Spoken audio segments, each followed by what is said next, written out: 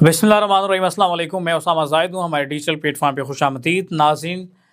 इस वक्त बात कर लेते हैं सबसे पहले तहरीक लब्बैक पाकिस्तान के हवाले से। चूँकि एक राना सनाउल्लाह साहब का बयान सामने आया, हाफ़िज़ नईमुर रहमान ने पेट्रोलियम मसनूआत के इजाफ़े पर मार्च का ऐलान किया। उन्होंने कहा कि इस पर मुल्क भर में एहतजाज किए जाएंगे।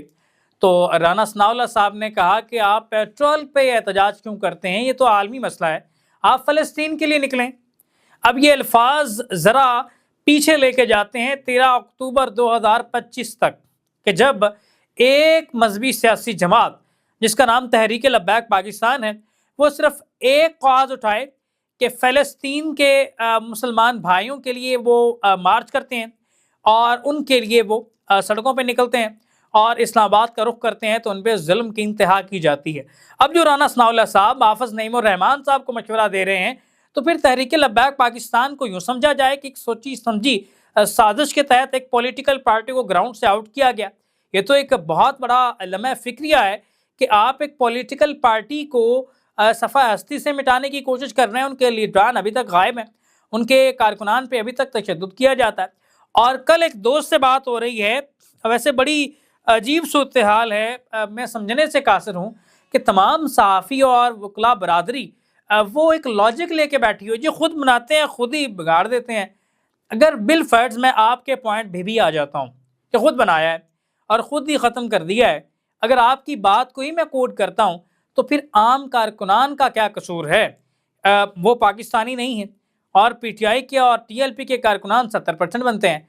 तो फिर इन तमाम को सिर्फ इस वजह से कि वो आपकी बनाई हुई पार्टी को सपोर्ट कर रहे हैं, तो उनको बर्बरियत का निशाना बनाया जाए, तो ये भी तो हक नहीं है, ये भी तो जुल्म है। इसको तो देखें। तो बहरहाल इस लॉजिक से बाहर आ जाएं। खुद बनाया, खुद ख़त्म कर दिया, ऐसे कर दिया। कौन किसको बनाता है? पाकिस्तान में कोई पॉलिटिकल पार्टी आप जिस पे नवाज शरीफ पे भी इल्ज़ाम लगाएं, मैं उसको भी तस्लीम नहीं करता। ऐसे कोई भी किसी की पॉलिटिकल सपोर्ट हो सकती है। पॉलिटिकल सपोर्ट हमने देखी है 2018 में, जब इमरान खान को वज़ीर-ए-आज़म बनाया गया, और पॉलिटिकल सपोर्ट देख रहे हैं अब हम कि जब अफ़ाम 47 के तहत तमाम गवर्नमेंट को हमने बनते देखा। पॉलिटिकल पार्टी नहीं बनती, पॉलिटिकल पार्टी के अपने कॉज होते हैं। और तहरीक लब्बैक पाकिस्तान की एक वाज़े आइडियोलॉजी थी, और अल्लामा ख़ादम हुसैन रिजवी साहब का जब ये मार्च निकलता है, तो ये तो उनके जो हरीफ हैं वो बातें करते दिखाई दिए।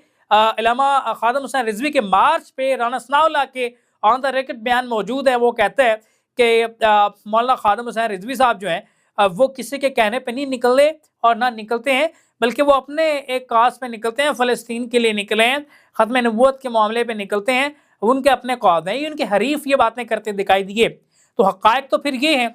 अब किन की बातों को तस्लीम किया जाए? एक वो कहते हैं कि जी, और अल्लामा ख़ादम हुसैन रिजवी साहब ने एक जुमला कहा, उन्होंने कहा कि अगर मरते दम तक, अगर मैं मर भी जाऊं, दुनिया से चला भी जाऊं, और आपको कहीं से कोई प्रूफ मिल जाए कि मैंने ख़त्म नबूवत के मामले पे गद्दारी की है, किसी से एक धेला भी लिया है, तो मेरी कब्र पे आके जूते मार देना और हिसाब पूरा कर लेना, कोड़े मार देना। इतनी बड़ी बात कर गए वो। अब इस तरह का बयान क्या मुल्की तारीख़ में कहीं मिलता है? और आज तक अल्लामा ख़ादम हुसैन रिजवी साहब पर 1 रुपया भी साबित नहीं हो सका कि वो पैसे लेके एहतजाज को निकले या पैसे लेके ख़त्म नबूवत का मामले को उजागर किया। आज तक एक जिंदा मिसाल है, आज भी उनका मिज़ार मौजूद है।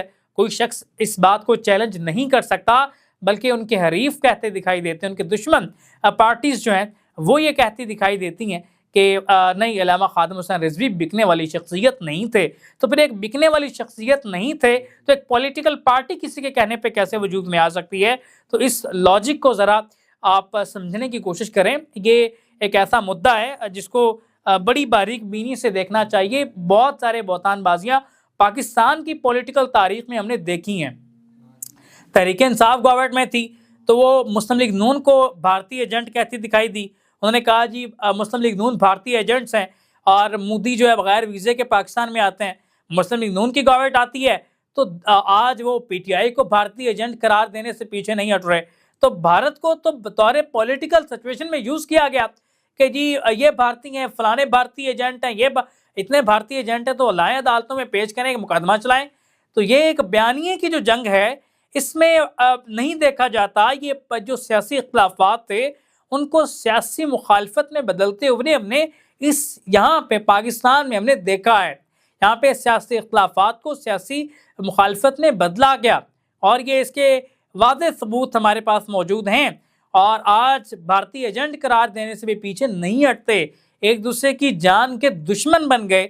اور اس صورتحال کو ہم نے پاکستان میں ہوتے ہوئے دیکھا. عارضی عہدوں پر، عارضی کرسیوں پر جو چند دن کی مہمان، اب پوری زندگی تو کوئی کسی کرسی پر براجمان نہیں رہ سکتا یہاں پہ.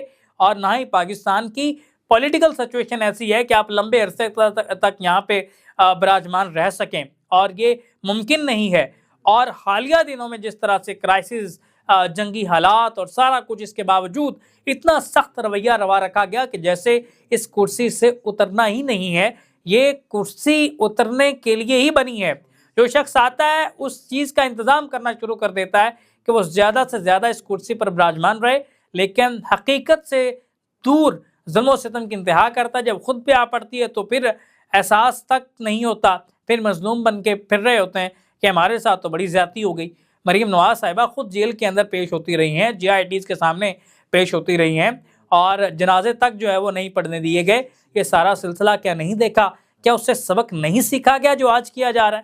اگر یہ کریں گے تو کل کو کسی اور کی باری آئے گی، مسلم لیگ نون پھر روتی پھرے گی. لیکن میں یہ بتا دوں، حالیہ جو اس دور کے حکمران ہیں، اگر ان پہ کل کو مشکل وقت آیا تو عوام ان کے ساتھ نہیں ہوگی. یہ ایک ایسی حقیقت ہے جس کو یہ ہم سے بہتر جانتے ہیں.